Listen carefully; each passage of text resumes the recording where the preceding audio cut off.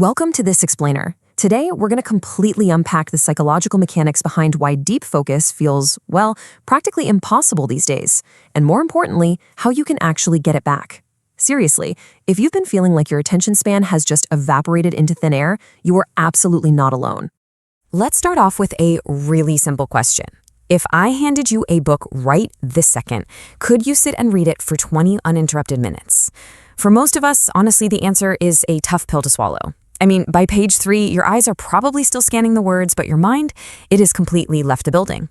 You suddenly remember that one email you forgot to send, or you start wondering if it's going to rain later, or you get this weird phantom urge to just grab your phone, even though it hasn't buzzed or made a single sound. It is incredibly frustrating, right? But consider this bizarre paradox for a second.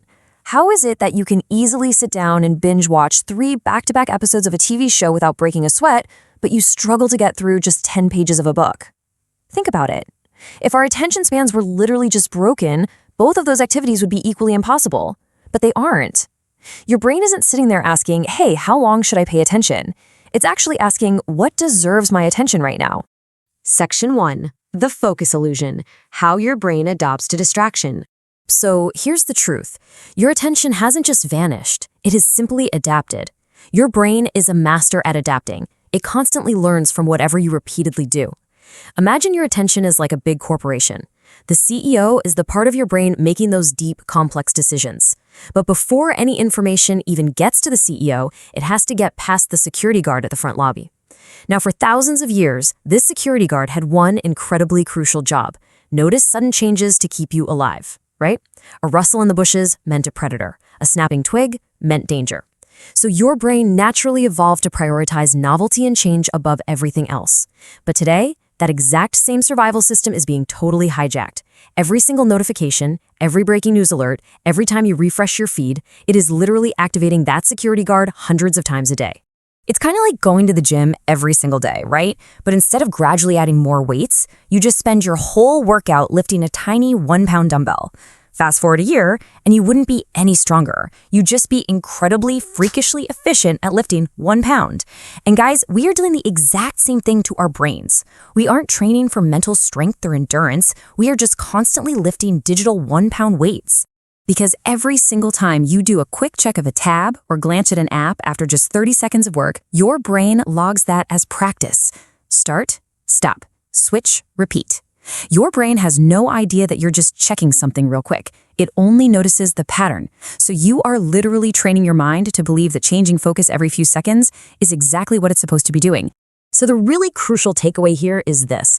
When you feel guilty and tell yourself, ugh, I just can't focus anymore, you're actually being super unfair to yourself. A way more scientifically accurate thing to say is, I've become extremely good at switching focus. It's not that you've lost the ability. You just have highly specialized training in the exact wrong direction.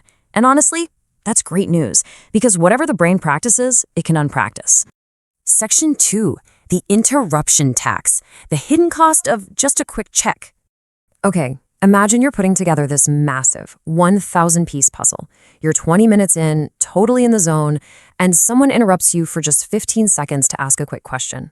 When you turn back to that puzzle, you know roughly where you were, but that flow is just completely gone. You feel totally disconnected from it.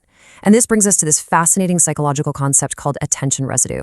When you switch tasks, even for a few seconds just to reply to a text, part of your attention stays stubbornly glued to that previous task, while the rest of your brain is trying to move forward. You essentially have one foot in 2 completely different mental rooms. This is exactly why you find yourself rereading the same paragraph 3 times after glancing at your phone. You haven't forgotten how to read. Your brain is literally still unpacking the text message you just sent.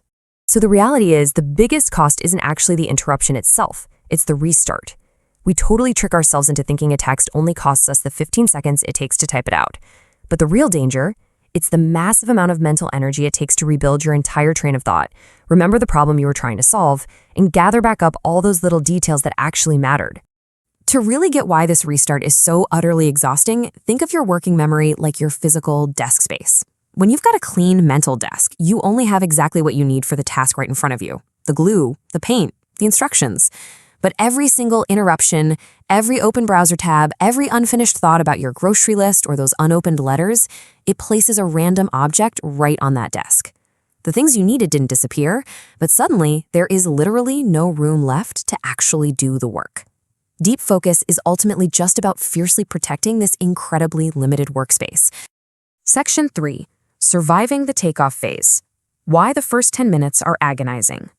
Because our mental desk gets so completely cluttered, the absolute hardest part of focusing isn't the middle of a task, it's the very beginning. Surviving that initial takeoff phase is just brutal. I mean, if you've ever sat down to work and suddenly found your chair to be violently uncomfortable, or you suddenly desperately need to go refill your water bottle, that's just your brain shifting gears. Think of an airplane. The engines work their absolute hardest during minute 1, the takeoff phase. Your brain is doing the exact same thing. It's aggressively shifting from a reactive state to a deeply invested state. By minute 10, the racing thoughts start to finally quiet down, and by minute 15, you've reached cruising altitude. But the tragic mistake most of us make is that we feel that intense resistance at minute 1. We think, oh, I must just lack motivation today. So we quit, check a tab, and send the plane right back to the runway. You really have to remember this. Focus is something you arrive at. It is not something you can just instantly conjure up out of thin air. If you want to test this out, try a simple 15-minute experiment. Just sit with a really difficult task for 15 minutes. Don't judge your progress. Don't worry if it's any good. Just absolutely refuse to switch tasks. You will be blown away by how that screaming urge to quit just fades away once you finally hit cruising altitude. Section 4. Building versus searching. Why being busy isn't the same as thinking. Now, even if you do survive takeoff, there is this incredibly sneaky modern productivity trap waiting for you. Confusing building with searching. Imagine trying to build a house, right? You lay 3 bricks, then you drive all the way to the store to look at paint colors. Then you drive back to lay 2 more bricks, and then you spend an hour watching YouTube tutorials on roof designs. You'd be totally exhausted, you'd be busy all day long, but you wouldn't have a house. This is exactly how the internet tricks us. We confuse searching with building. Searching, collecting facts, reading articles, watching tutorials, it gives your brain a massive hit of dopamine because it really feels like progress, but you're just collecting ingredients. Building is the act of actually connecting those ideas to create something of value. A chef can spend 6 hours shopping for ingredients, but if they never turn on the stove, they haven't cooked a meal. At a certain point, preparation literally just becomes procrastination. So how do we actually fix this? Well, we have to set up some really strict boundaries to protect our fragile momentum. First, completely separate your researching from your writing or creating. When you sit down to build, only build. Second, do not stop to look things up. If you hit a roadblock and you're like, I need a specific statistic here, just write a quick note that says find this later and keep moving. Momentum in your thinking is just so delicate. If you break it to Google one quick little fact, you might find yourself having to rebuild your entire mental framework from scratch.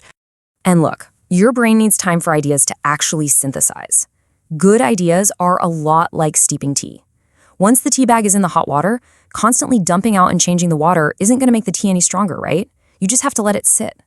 This is exactly why your absolute best, most profound ideas always seem to happen when you're in the shower or washing the dishes or just driving down the highway. It's because your brain finally has the uninterrupted time it needs to connect all that information you've already consumed. To help practice this, try out what's called the 30-minute builder rule. It's super straightforward but highly effective. Step 1, choose just one single thinking task. Step 2, work on it for 30 minutes straight. Step 3, absolutely no researching or quick internet searches allowed. Step 4, if you realize you need some information, just jot it down for later. Now, I'll warn you, the first time you do this, it's going to feel deeply, weirdly uncomfortable. Your brain is going to scream at you to just look up one quick thing. But by resisting that urge, you're actively retraining your brain's patience, teaching it to prioritize deep, meaningful thinking over cheap, instant gratification. I want to leave you with a really provocative thought to carry into your day. Tomorrow morning, before you unlock your phone, before you even open your laptop, just ask yourself this one question. What deserves the best version of my attention today? Notice it doesn't say what's most urgent. Your attention is not some unlimited resource. It's actually one of the very few things you spend every single day without ever getting it back. Listen, your brain isn't broken. It just needs you to purposefully direct its training. So protect your attention fiercely, give your thoughts the space they need to steep, and just watch how quickly your ability to focus returns. Thanks so much for joining me on this explainer, and I'll catch you next time.